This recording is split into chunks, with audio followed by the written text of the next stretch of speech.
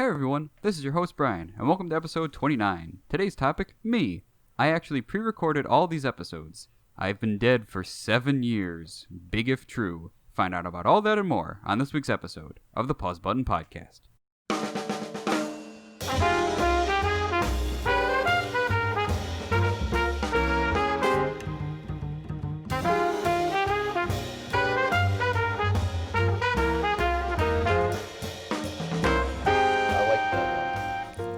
I wasn't expecting that. Pat's eyes looked like they totally glazed over. It was a very stoic acknowledgement. It was like the Roman emperor giving his thumbs up of like, I respected it. I'm not going to kill you today. You're okay. It was a decent one overall. Are you not entertained? I do remember Pat saying like a long time ago that he liked the big if true comments all the time. Big if true is definitely one of my favorite like joke comments. It's a good one. Also, big sad. I really like. Oh, that's a big sad. Big sad's okay. Yeah, fuck you, Brian. Okay. Actually, you know what? He just did the Joaquin Phoenix like maybe he's gonna kill me. Thumb up, and then okay, yeah, he disapproves. I saw on Reddit Joaquin Phoenix. It was at the Cannes Film Festival, and he didn't realize he had won Best Actor because it's all in French. And it hits him like everyone's clapping, and it like zooms in on him, and he's just like kind of like slumped in his seat, like looking at everyone, and then someone has to like tap him on the shoulder. And he's like, "Oh, me!" And like he gets up, like still a little unsure of himself as he walks up to the stage.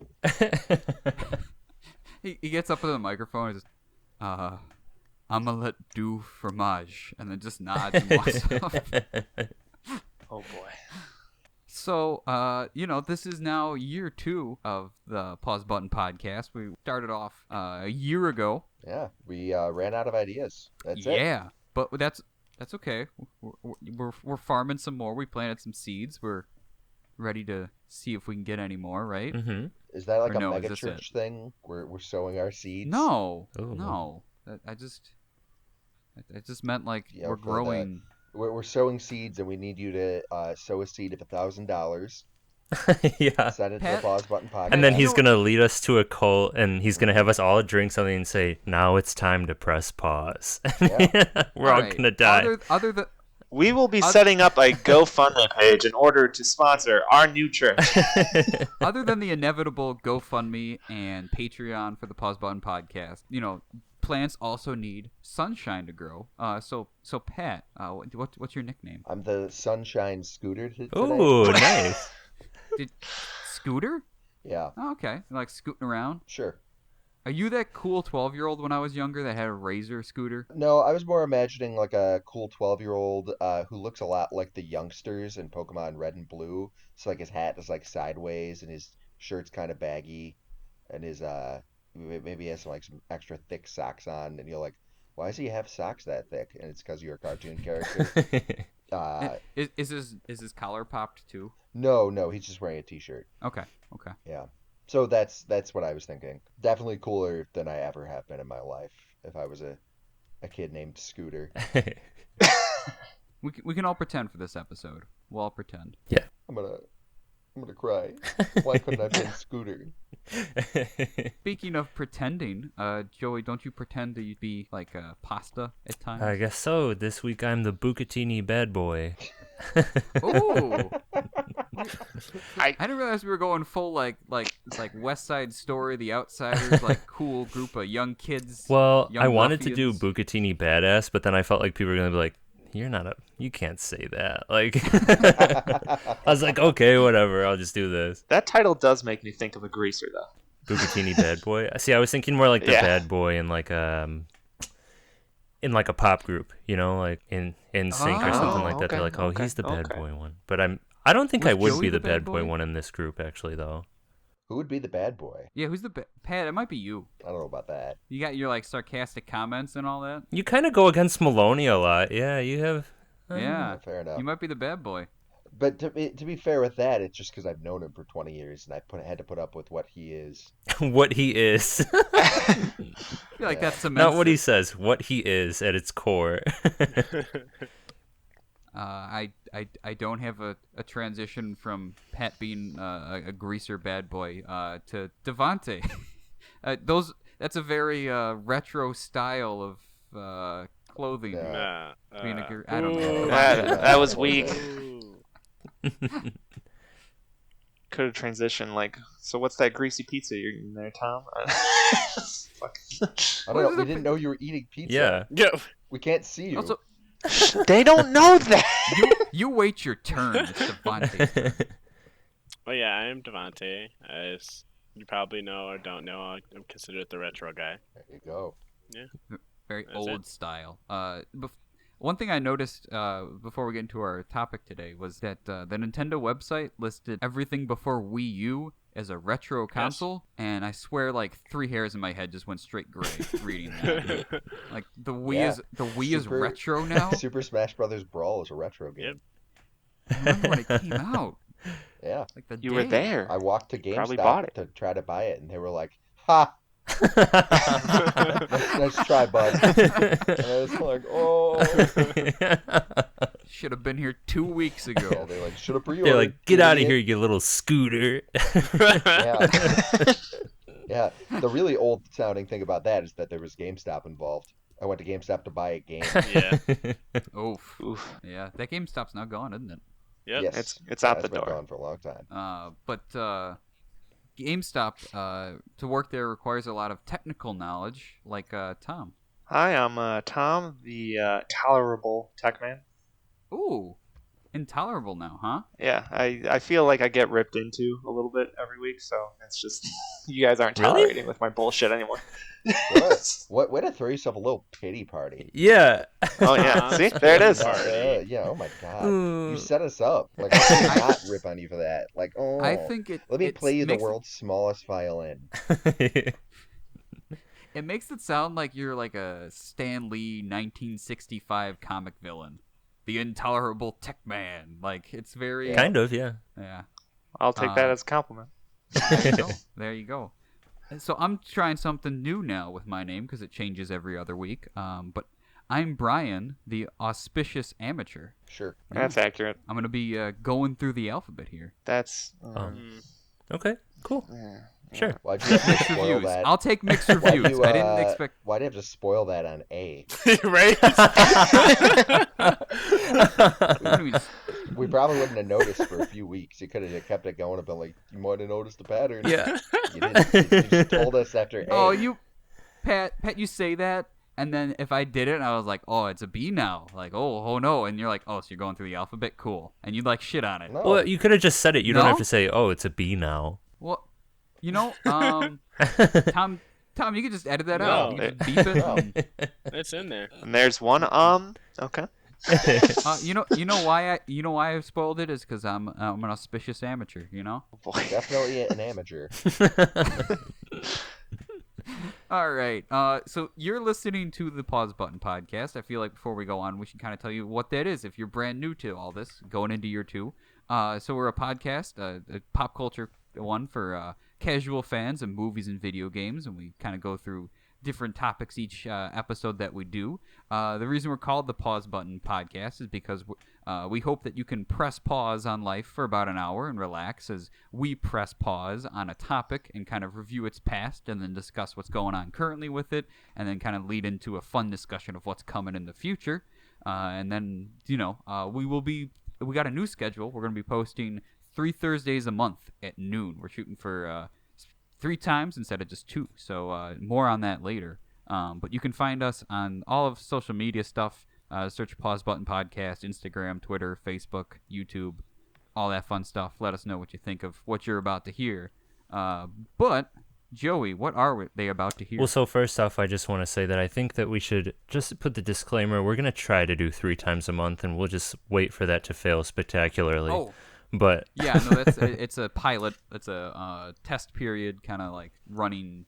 Let's see if this works. Mm-hmm. yeah. Hey, guess what? We don't know what we're doing. If that's any surprise at this point.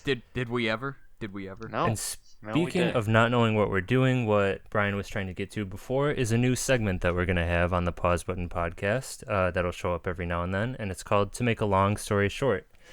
So basically, I'm going to talk about some recent articles going on relating to video games, since this is a video game episode, and we will talk about our opinions about it. So the first one I have is from the Washington Post, and it's called Playing Remotely, the Massive Success of Jackbox Games During the Pandemic. So basically, Jackbox Games is a company based in Chicago that they play a lot of games that people can join in via their phone and sit around a TV and do it, but they can also play remotely with each other, which has been big during the pandemic. Jackbox Games, that's a 45-employee studio originally. They might have added more employees now. They're very small. They went from 100 million users to 110 million users in the span from March to June alone of this year.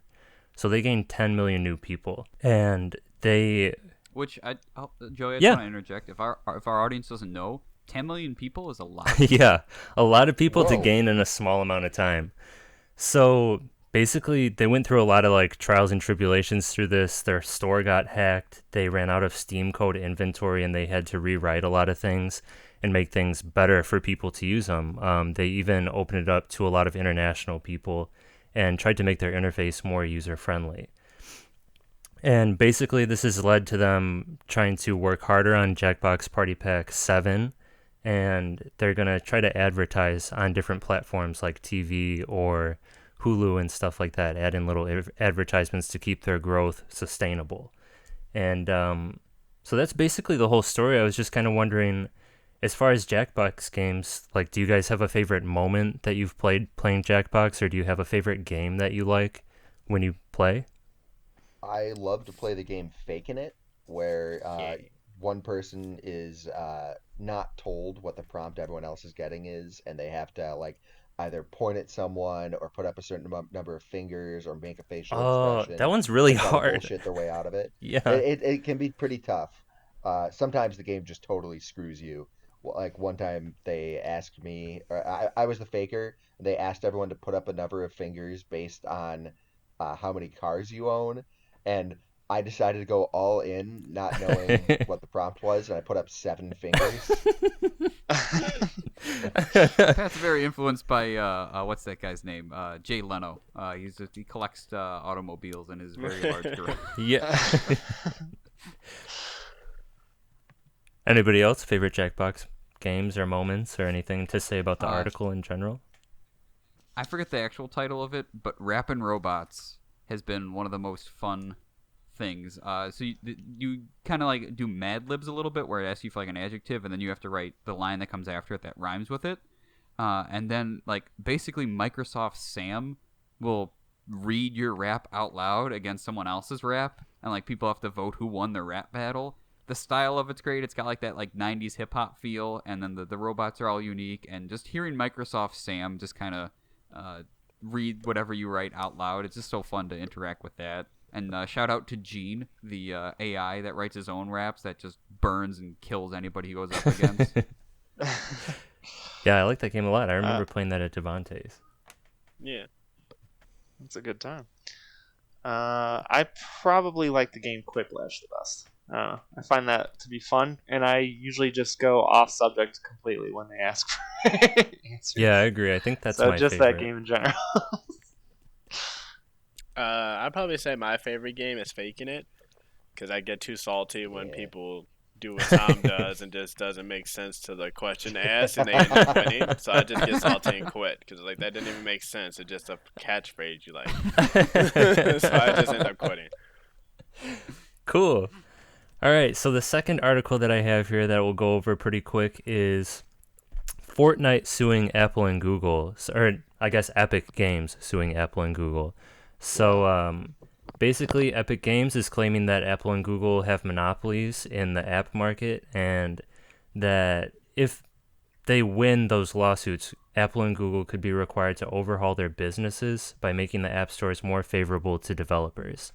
And one kind of cool fact about this is that it seems like Epic Games is pretty serious about the lawsuit. I guess they got big representation. One of the lawyers that ran the Justice Department's antitrust division during the Obama administration, Sandeep Maison? I don't know how to say the name. But anyway, that is the person, and it seems like they're taking it pretty seriously, and I think that's kind of cool because it could open up the market a little bit. Yeah, it'll definitely be interesting. It looks like their main drive for doing it is that they're Apple is taking a massive chunk of their profits, Hmm. like 30%. So I definitely think it's partially driven by corporate greed, but there is, I think, potential to do good here. Yeah, and apparently, like, they reworked Apple's old commercial, like the iconic commercial of everybody like watching that one screen and like wherever it looks Yeah, like a the 1984 dictatorship. one. Yeah, and basically they made Apple the background instead, like saying you've I, changed. I saw that they made some references to 1984 in Fortnite. Oh, really? Hmm. Like they Oh. posted on the map, you could see stuff dissing Apple, Oh, cool. Nice. and then Apple removed them from their store. Yeah, Yeah. I saw that they got rid of it on the App Store. What? Yeah, I kind of saw like the Twitter kind of gaming world kind of react to it, and there was a mixed thing of just like, is Epic Games real? Like obviously it's not as big as Apple. It's not this $1 trillion company, but like it's just two rich giants fighting each Right. other. I did also see an Um, argument that Epic Games is trying to radicalize the young audience that plays them. Really? Huh? Yeah, Hmm. by I like mean, putting stuff in the game that disses Apple and posting on Twitter that they need their help and stuff. Yeah, I don't know if they have announced like what the demographics of Fortnite is, but you imagine the average age is like what, like 12? Maybe. I would say There's it's plenty of teenagers. Yeah, and- teenagers to late 20s. Okay. Because Yeah. Okay. Fortnite has a big esports scene, and like the one kid that won it was Oh. like 16 years old, but majority of the contestants were 18 plus. Wow. Yeah. Okay. Yeah.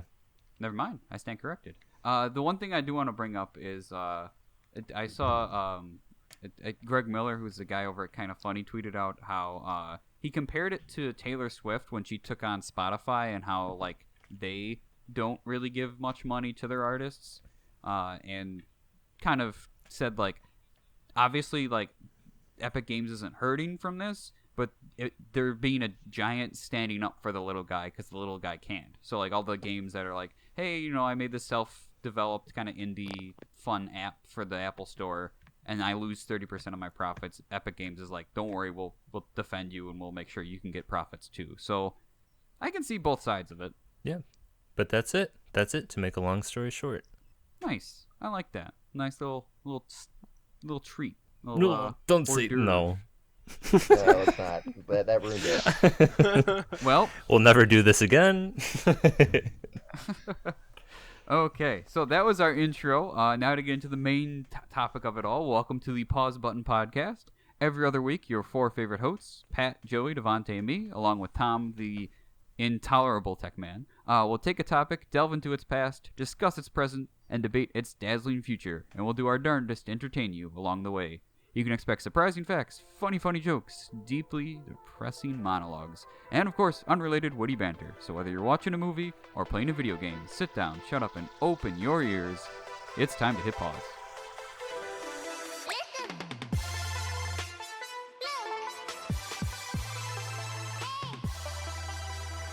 So today's topic is one very near and dear to me.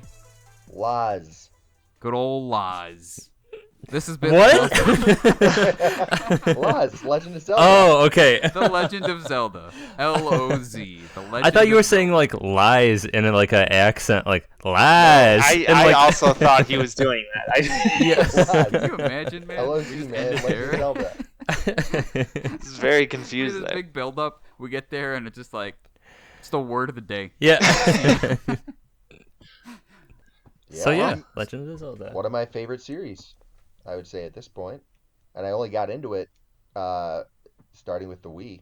You're a late comer, Yeah. but seems like you're glad to be here. Yeah, That's I played through a lot of the games. I really got into it with Breath of the Wild, and then after that, I went back and I played Ocarina of Time, Majora's Mask, Link to the Past. I had actually already played Link Between Worlds.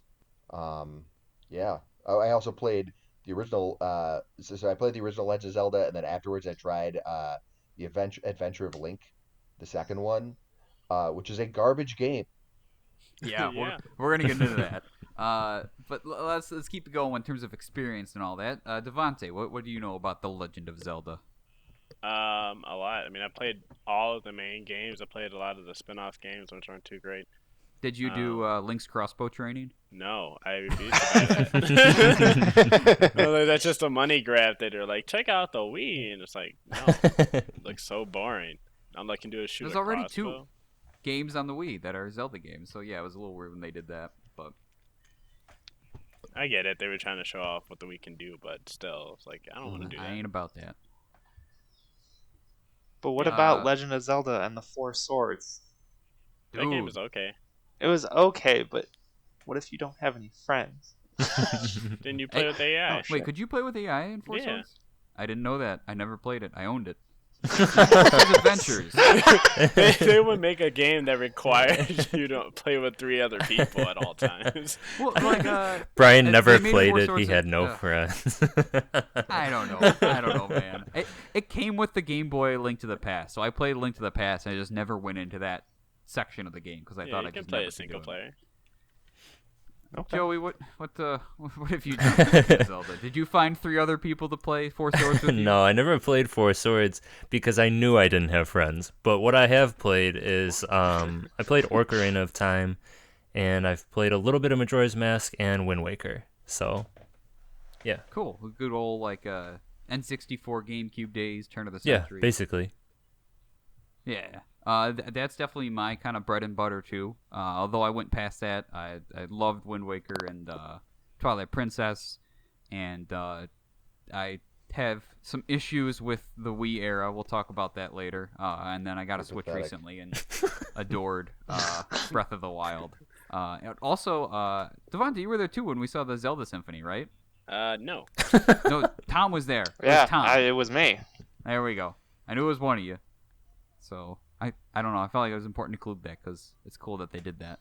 Let Symphony go around or play all the Zelda music because it's so Was iconic. it one of those ones where they had the screen behind them and showed shot Yeah. games? Nice. But they didn't play the Song of Storms, so it was shit! They had an angry man come out with a hurdy-gurdy scream at the audience for ruining his windmill as he angrily twisted. Would have loved it. That would have been awesome. That would have been good. But let's get into the past of this. So there's a lot of Zelda games, and if we talked about them individually, we'd be here for about... I could talk about it for about 10 hours. So let's... in terms of boiling it down, I feel like in terms of fun general facts about the franchise as a whole, obviously it's kind of influenced by Peter Pan, and the Zelda's named after F. Scott Fitzgerald's wife, Zelda Fitzgerald. And it was influenced by Shigeru Miyamoto's childhood adventures in like nature with caves and forests and all that fun stuff. But one thing that I didn't realize as I was looking into it that I should have a long, long time ago is that the Master Sword is just Excalibur, Yeah. like a sword Yes. in stone. Yeah, it- he pulls that's it magic. pretty purifies- much every time. Evil. Yeah, that I had to read an article to realize that. I don't know why.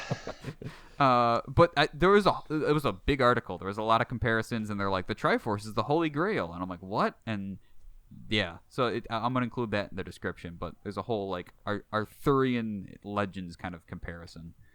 I can see it. Yeah, but I don't know. You guys want to hop in?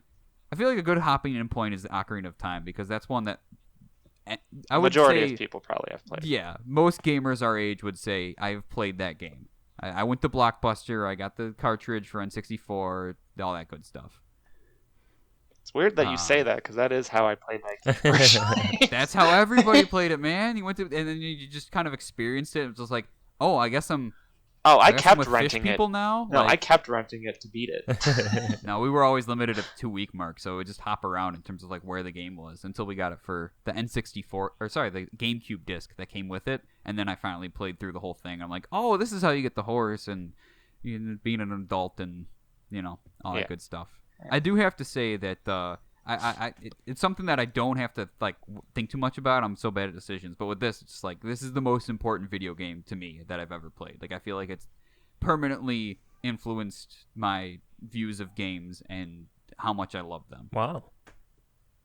Yeah, Wow. it is on a lot of lists as the #1 video game of all time. Guinness Book of World Records says it's the highest rated, so it's up there. Yeah, I mean, it was a great adventure game, especially, and it was a great adventure game for the time, but I also think it really holds up even now. Maybe not graphics wise, but like exploration and game mechanics wise, it like so many games were inspired by it.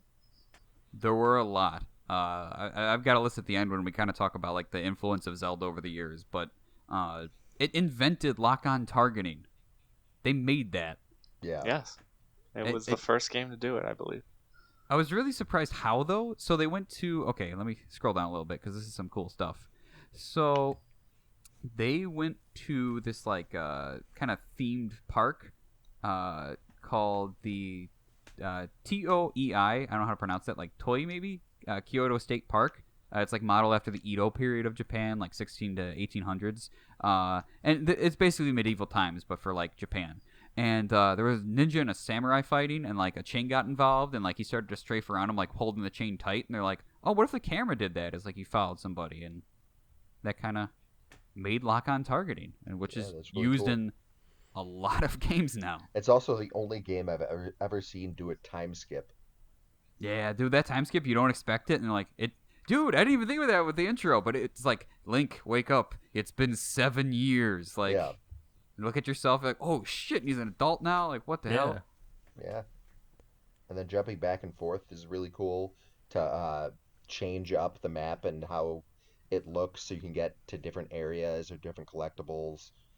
It's so much fun, and there's so many different like types of NPCs with like really bombastic personalities, which is something that the Legend of Zelda series is very much known for at this point, is all these cartoonish and weird NPCs. The world is as vivacious as possible. It's colorful. The life there is just these crazy out there. You know, the rock eating Gorons that just like eat rocks. The like fish people. The rock eating Gorons that eat rocks. Think about it. They eat rocks. It's so weird, man. Yeah. Nah. And there's the whole mystery with Sheik and all that. And Which was dude, a pretty Bongo famous Bongo twist. guy with the tank Oh hands, yeah. great boss I love fight. that. Yeah. I do want to mention, not only is this like my favorite video game ever, but there's a YouTube video about it. That's possibly one of my favorite YouTube videos. It's called Ocarina of Time, a masterclass in subtext. I'll put the link below and all that. But it's this 30-minute video that talks about like the themes of the games and like how its creators were influenced when they were making it, and like it's got like the Shinto religion had some aspect in there, and how it focuses on like growing up and sorrow and all that, and it's like near perfect editing, and like the research is phenomenal. Like I can't recommend it enough. I like it. They also brought. Sorry. No, Go ahead, Joe. it's fine. I was just gonna say, like, the things that I really like about this game that stood out to me when I was younger, and I know this is like the stupid parts to everybody else. I mean, I like the whole game, but I really like the little things where you can like run around and pick up chickens and stuff like that, and like go Dude, fishing. Like yeah. that was I really liked those little fun parts. Fishing Yeah. was great. Oh, dude, the one lady who lost her dog, and you got to go out at night, and all the dogs follow you. Those little adorable hounds, and you got to like find which one's Yeah. yours. So that's all I was Absolutely. gonna say. It brought to realization in 3D what a like would look like, and if you don't know what that is, it's that thing that like sucks you up and eats your shield generally. Oh, And I mean, tunic, some of if you're your wearing a special tunic. yeah, The real expensive stuff. yeah, and so it was a creepy thing to look at and be like, oh god, it's like pulsating and it's constantly dripping and oozing, and you're just like, what the hell is this thing, and where did they get the inspiration for this? Nightmares from their nightmares, Tom. Not to mention, what was it? The plaza when you go to the future and you have all those things that just scream at you. Dude. So, I feel like that kind of leads in pretty well to two other games that are known as like like the dark games of the Zelda franchise. Obviously, Majora's Mask is just it's messed up. It's pretty messed up. But then Twilight Princess also has like some dark themes, and it has like that feeling of like hopelessness to it at times. I feel like they're. Do you guys feel like one's more dark than the other? Is it the one with the moon crashing into the earth? Probably that one. You Yeah. can talk to the people of the city, and they're just like, well, you can find people that are panicking about it, or people that just accept it, or get abducted by aliens, whichever one, you want to go with. Yeah, dude, the alien storyline on the farm. You're like, wait, what? Yeah. What? What But about like that in the creepy last bit? day, people are like, "Oh yeah, the moon's coming down." Some people would be crying or like hiding and telling their kids to just Have you close your eyes. have you heard the theory about it being about like the 5 stages of grief? I could see it, but I haven't heard it. Yeah, so like the townspeople are all like in denial. You're like, nah, whatever, and then the Deku people are all angry about like the monkey and all that. The Gorons with like the snow area are all about like bargaining. The one dude just let me do this one thing, and then that's how you get the mask. There's depression with the Zora people because you take that one guitar player's kind of mask, which is the weird game mechanic of like, hey, this person died, take their face so you can kind of live as them. Like, wait, what? And then I think the last one would be acceptance with the real. I did not like. I liked, but I didn't like the final dungeon area of just dead people, and it's just like desolate. It's weird. Yeah. And Majora's Mask is the only game besides the upcoming Breath of the Wild 2 that's a sequel, right? Or no, no. we've had some others. That's a direct sequel. A direct. There's like the DS games, Spirit Yeah. Tracks and Phantom Yeah. Hourglass Oh, for yeah. Wind Waker. But they felt like notable. Like, here's the side story. Like it's a downgrade as opposed to Majora's Mask, which is like, hey, this is Link from the previous game and it's on the same system. And then same thing with Breath of the Wild. Shit, I should play those games. But speaking of like continuations, like, dude, Twilight Princess, when the ghost dude shows up and you're like, he's the hero of time. He's the guy from Ocarina. You're like, oh my god, like Yeah, how you much learn they all the respect special their moves lore. from him. Yeah. Oh my god, I love that stuff. The E3 reveal for that game. Have you ever seen that? Mm-mm. Yeah. No. It's talked about as like one of like the biggest hype moments, and Miyamoto came out like swinging the Master Sword. It was great. Nice. And it was done with you know the good old classic like, we're about to wrap up, but oh, one more thing, and then they go into it and all that. And Always a knew what they showman. were doing. Knew what they were Nintendo doing. loves their one more thing. Yeah. And I feel like to lead into another game, part of why Twilight Princess was so like revered is like, oh, we finally got our Dark Zelda, is because before that people really wanted it, and they're like, actually no, here's Child Link in cell shaded form as you go like And Wind boating Waker. across the ocean. Yeah. Which, granted, is a fantastic game. I haven't actually played it, but it's incredibly well reviewed and well loved in the series. And there are so many people that argue that one's the best. And that's fine. I can accept Yeah. that. I mean, only Nintendo could like listen to their fans and go, no, you get this instead, and it's still a 10 out of 10. Yeah, dude, Wind Waker is so good. The remake on Wii U was a lot better than the original one, just because of Sales speed. Yeah, you can change the sales speed whenever you want it. Yeah. Because in the original one you had to have the Wind Waker song to change the wind direction. It was just a pain in the ass every time. It was slow. You yeah. spent like 5-10 minutes out at sea, like, all right, Yeah. just want to Yeah. get there. They also made I mean, one the theme part of was that good. game shorter. Yeah. I loved like when you get to the point of like the Tower of the Gods rising out of the sea, and then you got to go and get the Triforce bits. Oh my god. That's the part they made shorter, was getting Yep, the they made it a Triforce lot bits. easier. I liked it like that. It was fine. That I was a didn't mess pain in with it. the ass. It was long for no reason. Yeah. Here's Yeah. hoping that comes to Switch. Oh, Yeah, that would be cool. awesome.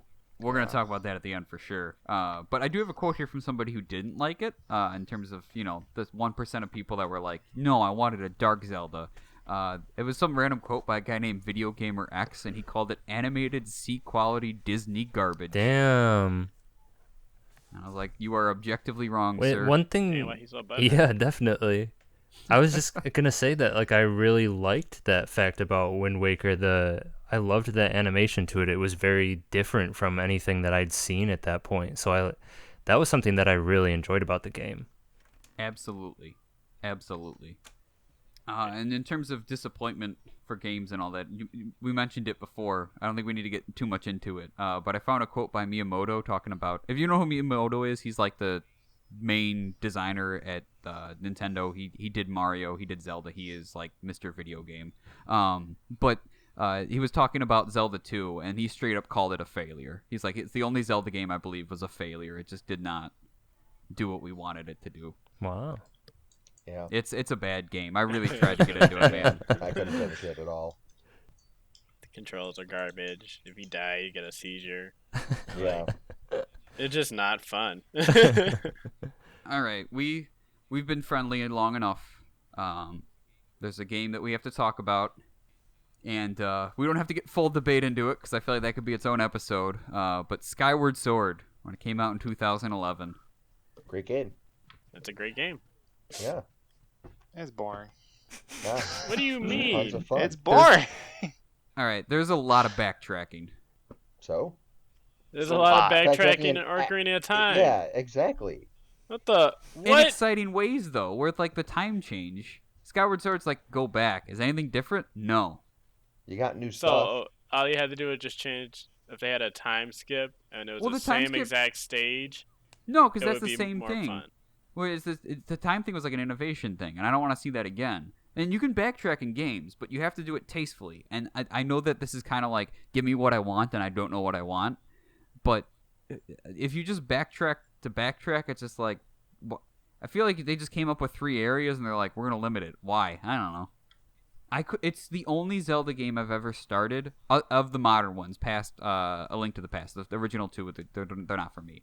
But it's the only modern game that I started for Zelda and went, I can't play this. I don't want to finish it. Right? I'm watching Game Grumps play through it because I don't have. And the Wii motion controls, Yeah, I was like, is it because of backtracking or because of the controls? mainly the controls. When they have the guys and you got to swing your sword a certain way, and like I have the little block on the bottom that's supposed to make the controls better, and it just doesn't do what Yeah, I but need Brian, it to. you are just so bad at motion controls. I am. Every time I've ever heard you talk about motion controls, it takes you like 3 times as long to do anything as it ever takes me. I'm not gonna sit here the puzzles in Breath of the Wild. Yeah. Oh my god. Oh, I hated those. Whereas I but was like, yeah, you just turn things over. I'm not gonna sit here and say it's a bad game. I'm just saying that there are things about it that I disagree with, and for me personally, I ain't about. Fantastic game. It was my first Legend Yeah, of it's a Zelda. great game. Nah. Okay. It has like Yeah, 7 it's fair. different dungeons you can go to, all unique. It's That's yeah. awesome. I will respect it. Gary Heem is a cool ass villain. Yeah, Dude. He's got a real long tongue. His Real theme weird. is great. The music in the game is awesome. I love It's pretty good. the dude whose like arms fall off and you have to like beat the shit out of him with his arms. Yeah. I never saw that. No, Look you that didn't. up. It's like one of the best Zelda boss fights like ever. Yeah, it's in the top 10 Zelda best fights on most everybody's list. It's like the Chasm dude. I think it's in the ancient Yeah, he's like all cistern mechanical. or something. Yeah. Yeah. Okay. He pulls out like a ton of swords, like his scimitars. I do want to give a quick shout out. We don't need to talk about them too much, but Four Swords Adventures and Minish Cap. Those are some quality games right there. So I've heard. I've heard Minish Cap especially. Yeah. It's Talking Hat. Yeah. It's on the Game Boy Color or Game Boy Advance. Good stuff. But before we get into the modern times of Zelda, let's talk That's about what we did. some. That's what Skyward Sword is. That was 9 years ago. Yeah, still. What? So the segment for today is True or False with a PH. If you're new to us, the PH is, I don't know why. I've honestly It's just- forgot. You're ridiculous. That's why. Yeah, that's why. So here's your first fact. Tell me if it's true or false. The Legend of Zelda Hyrule Historia is a book you can buy full of interesting little tidbits of Zelda info, gorgeous artwork, and that very complicated timeline that we're going to talk about. Fans of the franchise were so hungry for this information that they flooded Amazon and dethroned the Hunger Games series as the top of the sales chart. Well, I feel like there's like 8 different bits of information in that. So That's kinda what- get that I was just wrong. gonna say true. Yeah, I'm gonna say That's true, a long- I'm gonna say false, just because there was so many facts in there. I didn't see the forest from the trees, and that's a good point. I should try to shorten these down a little bit. But Pat, you're correct. What was It- false about it? This came out a little bit after the Hunger Games kind of subsided. It actually dethroned 50 Shades of Grey. Oh my Wow. God, get out of here! I knew that I last part quit. was gonna be the top. It's like I'm not participating anymore. the I'll try to be better about it. Okay, this one's good. Okay, Nintendo composer Koji Kondo originally wanted to use French composers Maurice Ravel's classic work Bolero as the overworld theme, but he was unable to do it due to copyright. So they had him sit down, and he wrote like the theme for Zelda in one day. True. False. I'll say True. true. Koji Kanto is pretty amazing. You were correct. That man is a goddamn genius. He did it in one day. Nice. Thank God for copyright, because like Bolero's an alright song, but It's I'm okay. gonna pick Legend of Zelda day after day. Okay, this next one, the Triforce was originally going to be 3 microchips physically implanted in Link, Zelda, and Ganondorf, and Link would be a literal link between like the past of medieval times and the future with like computers and shit. False. False. True. Tom's right. It sounds insane, but that was an original idea, and then they got smart and really changed it. Yeah, oh yeah. Oh yeah. Okay, one more for you guys. Marvel's Ultimate Alliance was originally going to feature Link and Samus on the Wii version, but Stan Lee used his executive power to shut it down because he felt like it compromised the vision of the game. Definitely false. True. Yeah, that's I'll false. say true. False. It's false. Nintendo is known for being a tight ship with their stuff. They gave them the go-ahead, but when the developers showed Nintendo the characters working in game, it was on a PS2, and they got very offended and shut it down. Wow. Fucking petty. I mostly was I was willing to believe everything but Stan Lee being involved. Yeah. Yeah, He would have I no felt like that reason was to shut it down, and I don't think he has any executive power over any of that. Nope. So there you go. That's our little segment there on some fun facts. But now let's get into the present of Zelda. Breath of the Wild came out 3 years ago, and we got Link's Awakening remake in 1993, or the original 93, and then the remake was last year. They're doing pretty good. This is both well-reviewed games, especially Yeah. Breath of the Wild, which is now the highest-selling Zelda game of all time, with I almost 10 million. Just Good. finished my 5th playthrough of Breath of the Wild. And it deserves it. Yeah, I am in the middle game. of my 3rd. it's such a fun game. Exploring Yes. that world is so interesting. The tragedy of it all, with it being a game that's essentially taking place after you've already lost, and having to kind of like Yeah. redeem yourself, not like redeem yourself, but like have Link save Zelda from all of this destruction and bring peace to Hyrule is really cool. And they do it like correct me if I'm wrong, but I thought it was like almost like Quentin Tarantino style storytelling, where they're like, here's the story, and you're like, wait, what happened? And then you have to go and find the memories and find kind of your fill in the memories. back. Yeah. You find out the past, and just that one cutscene where like they're running, and then Zelda just breaks down crying, and like he just comforts her, Yeah. and like that's the flashback. Yeah, and there's it's also like, oh my god, voice Yeah. acting. yeah, good voice acting. Zelda Do you know has a last time voice. the last time they had voice acting in Zelda was those god awful CDI games Yeah. that everybody kind of shits on, rightfully so. Yeah. The gall to be like, we're gonna bring that back, but do it right. Like, good for you. I think you're forgetting about the voice acting of "Hey." Listen. Listen, the Windwaker, oi! Oi. Or the Koroks going, Yatta! Yeah. And knowing whenever they show you like these scenes of Link with his friends in the past, knowing that they're dead is really tragic. And especially in the Champions Ballad DLC for it, they like start to give a little more development to them, and it all ends with like a picture that you taking, that like the whole group taking a picture together, and like you see that they're all best friends, and then it ends with you knowing like it all ends in tragedy. Link and Zelda are the only survivors. And Zelda spends the next 100 years fighting for her life Yeah. against the most evil creature imaginable. Which is a Yeah, point I really like. exactly. She's not a damsel in distress like by Ganondorf's means. No. She chose to do this in order to protect people. Yeah. She has the power, yeah. She's the chosen one, basically. Like, you protect her, but she has Yeah. the power to fight him. Also, there was some concept art that I didn't know existed as I was looking into some research. While they were playing the game, at one point they drew Link riding a motorcycle and also playing a flying V guitar, like an electric guitar. Yeah, and you can get the motorcycle in the Champions Yeah. Ballad DLC. And it's great. Yep. Wait, what? Yeah. Yeah. Once you beat it, I gotta play that they give you DLC. that motorcycle, and it's kind of looks like one of the ancient, like a smaller ancient weapon thing, and you power it with like monster parts and stuff, and It's a bit uh, finicky. it can get you fast as fuck. It is a bit finicky, but you can get Well, across things super it's a fast. medieval motorcycle. I feel like. I that's some well slack, the you know? the tech that they throw into this game, you would not think it's medieval. Yeah, I don't think it's really meant to be The medieval. Sheikah Slate stuff like is the, pretty like touch and go. It reminds me a lot of the technology of the Dwellers in Skyrim. Yeah, that's actually a very good comparison. Like the super mechanical, like Yeah. steam. The Assassin's steampunk. Creed precursor, like Mhm. advanced civilization. Yeah. Okay. Although that's fair. I don't know that they were all Uh, friends. I feel like Rivaldi was just an uptight coworker.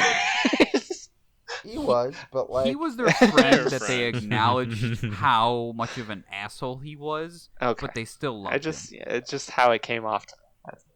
also his power is the most helpful. It So, is, I which consider is him my god friend. damn it. You got to get that So stuff. when I need to get up a cliff, and it's by the way, the worst thing in the game is the rainy cliffs. Dude. Oh. The Don't fact, get me started on the rain. yeah, the fact that the climbing outfit doesn't give you the ability to climb in the rain is ridiculous. Yeah, that's It fair. always comes at the worst times too. Like I'm halfway up this hill. Rain. Yeah. Hopefully they'll Like, fix well- that in Breath of the Wild 2, and you can get an outfit to fix that. Yeah. Hopefully. Maybe that make it a being said, mid-tier outfit, like make it 1,000 or something. I feel like the paraglider is one of the best additions they've had. They were like, Mhm. yeah, you could just sail through the air like that. And I know they kind of had that with the Leaf in Windwaker. And Um, Skyward Sword. Yeah. Oh yeah, they did have the cloth that you use when you sail down. Yeah. But Mm. I don't know that you glide necessarily. It's more you I'm not. fall. I, But I never said Skyward No, Sword you was a can bad glide. game. I just said it's not for me. All right. What do you mean? Eh. it's not. I would not consider that gliding across like a map similar to Wind Waker. What is it? Falling with style? Isn't that what gliding is? You're falling. It's down more towards a vertical direction. than horizontal. Okay, that's Wrong. no, you're wrong. What? Anyway, You're just trying to make it's an not. It's a bad game. All right, It's let's not go back to the great. Tom, you orbs. are- Those IGN orb you are sections suck. intolerable. You're intolerable, Tom. Mm-hmm. I want to make sure we got enough time for some fun questions at the end, but can we get just a little tidbit about the Link's Awakening remake, the like adorable art style and all that? I loved. I had a lot of fun with that game. My favorite amiibo that I own is the Link's Awakening Link amiibo. The art style is fantastic and fits that game super well. But also the game's a little fucked up because you're trying to essentially kill all your allies. And there's an enormous egg, and like the rumors of it being a dream sequence, and like chain chomps show up, and you're like, what? And What is Goombas. this game? Yep. Chain Chomps, Goombas, Goombas, and Is Kirby Inklings. in there too? Kirby is in the original. I don't think he's. Oh, they took in- him out. Okay. It's a. Oh no, there it's are something, enemies that man. look like Kirby. Yeah, they look like. Yeah, it's not straight up Kirby, but it's Yeah. the puffball with feet. Yeah. Yeah, I gotta it's get around also to a playing good that. game. Yeah, it's fun. It's a very like casual, feels good game to Yeah, play. yeah, it's not like You ain't super going there harsh. for. Yeah, you're. Like Breath of the Wild, you end up in a boss. You end up in random fights with Lynels who will murder the crap out of you.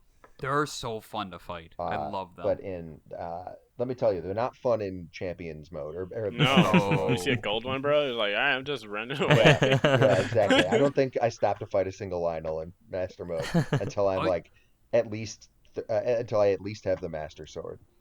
I gotta include it in the description. But that video, that one guy who like beats the shit out of one, like deflects every move and then Yeah, starts and it's riding like it, and you're his like, "What? You hands can probably ride fell it?" off afterwards. Yeah, Yeah, I didn't know you could ride it until I saw that video. Oh, I was like, what? Yeah, it's great. And that's what I think the magic of Breath of the Wild is it's that like old school like, wait, you can do that? And before that was like going to your friend's house and like seeing what they're doing with the game. Now there's the internet and all that, but it's that same sense of wonderment of like there's a stupid amount of things you can do in that game. It's amazing. I love taking the giant boomerangs, throwing them, catching it with the magnetism, and then whacking people with it.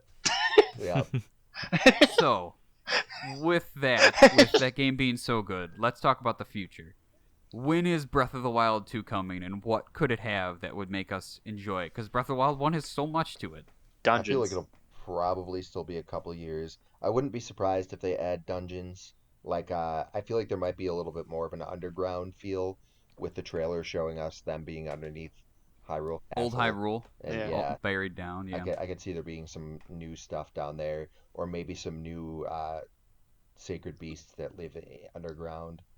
Uh, I think it'll probably just reuse a lot of assets, which I think is fine because Breath of the Wild's assets are Yeah. A, beautiful, and B, it plays super well and looks really good. There's two things I want from it. Dungeons, keep the shrines. You can keep them in there. Just do less of them and give me like dungeons with real character and like feel to it, like themes and like boss fights that are unique and not so samey. And the second thing is more music. I get the whole desolate feel. You know, this has been 100 years of like this place just being ravaged, and there's like the like a little like piano thing that happens with the. Can you make what that those sound things again? called? Yeah, there you go. That's what it sounds like. It's just kind of like random like freeform jazz almost, and I like that's cool. But like I want my overworld theme kind of thing. Like have it be unique, have you do your own thing, but I want more music present. I want because everything else is so perfect. That's what I want. As far as when. I don't know. I feel like it's close. I could see like maybe March of next year, the 4-year kind of anniversary of the original game. I yeah, feel that's like what I was thinking. First quarter 2021. that'd be great. I was thinking probably more like holiday season next year. It's like another year So- from now. It's important to mention that next year would be a good year for it because it's the 35th anniversary of Zelda. So, you know, people are talking about how this is the 35th year of Mario, and there's been those rumors about those old games getting remade for the Switch. And I'm like, are they going to do that for Zelda? Could we get, like, Link to the Past, Ocarina of Time, and Majora's Mask for Switch in 21? Or maybe, like, take those Wii U games, the Windwaker and Twilight Princess HDs, and put them on Switch finally, because there's no reason they shouldn't, and I'm very mad about that. What do you guys think? You think it's coming? Probably. I don't think so. I don't think it's going to be a collection. I worry about that. They might do them separately, or I don't see them redoing Twilight Princess and Wind Waker since they just did it for Wii U. Yeah, that's a good distinction. I would probably say it's like that camera from the top view. I could see all those being a collection, but not necessarily a 3D game. I will say I did some research, and 10 years ago for the 25th anniversary, Nintendo of America wanted to do a collection.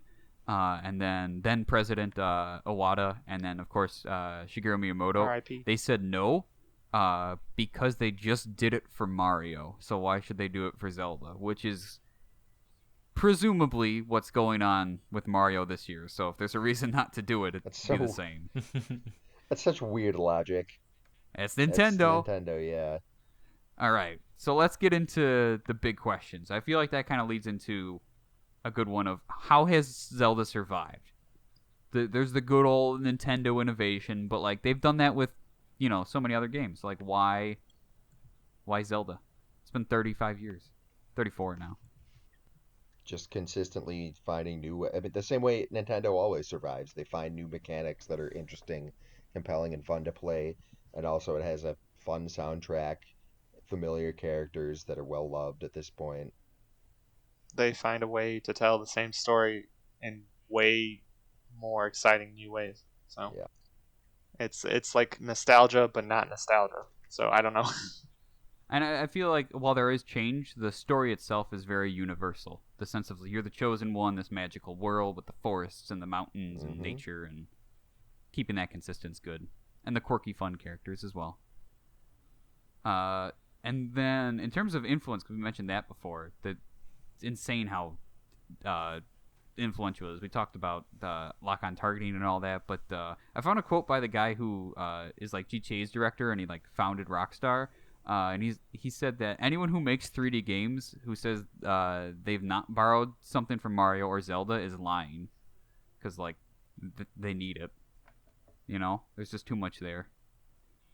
And last question: does the official timeline make sense? No. No, it's and that's Ocarina fine. of Time is the one that ruins it. I think. That's going to be in the description. If you don't know what the timeline is, it's like games, and then Ocarina of Time, the hero wins or the hero loses. And then when the hero wins, there's a child timeline and an adult timeline, and it fractures off 3 different ways. But it gets even more confusing now because they recently talked about Breath of the Wild and said that it's at the end. And they're like, oh, like at the end of which timeline? And the director said, that's up to the player's imagination, isn't it? I'm like, no. That's why Nintendo made an official timeline, because you're the official on this. I feel like they just don't know which one to put it in yet. Yeah. Maybe that's what this next game is gonna fix. Who knows? Yeah, you find like Majora's Mask down under the earth or something. That'd be cool. You just find the moon underneath the earth. It's just Wait. the face. Wait, we're on the moon? Hyrule's on the moon now? The face is buried in the land. That would be a great reveal. Let's be honest. If I saw that face, I don't need that. I love. That's so stupid. I think they can go a little bit more with interconnectivity, but not that level. I don't need full on like MCU level of everything's connected. Like I'm good with the loose adaptation stuff, but integrate some D&D in there. You could go on the moon. You could survive. Oh my god! No. Did we get to everything with Zelda today? Absolutely not. We didn't talk like that awesome April Fool's Day movie trailer or the music game Cadence of Hyrule and Devontae, I guess didn't know that there was a Sonic Lost World like Zelda content stuff. That game is terrible. I had a feeling you were gonna say that. I was like, this is one of those like dark era Sonic games. But Yeah. there's so much we can say, and I wouldn't be surprised if we come back to Zelda. I mean, like I said, we could do like 2 episodes on each game possibly. I love this stuff. It's too good.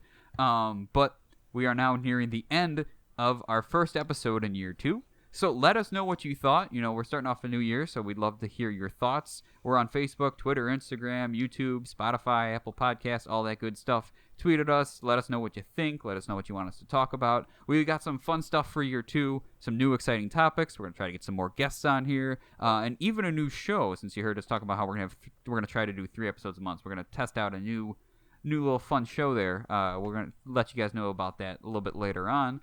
We also had our listening goals for our first year, and we hit one of them.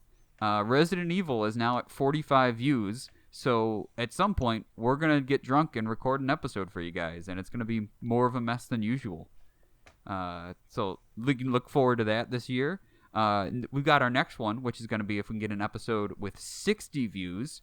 The reward for that, I don't know. Let us know if you got a fun idea. Maybe we'll come up with an even better one. We'll have to see.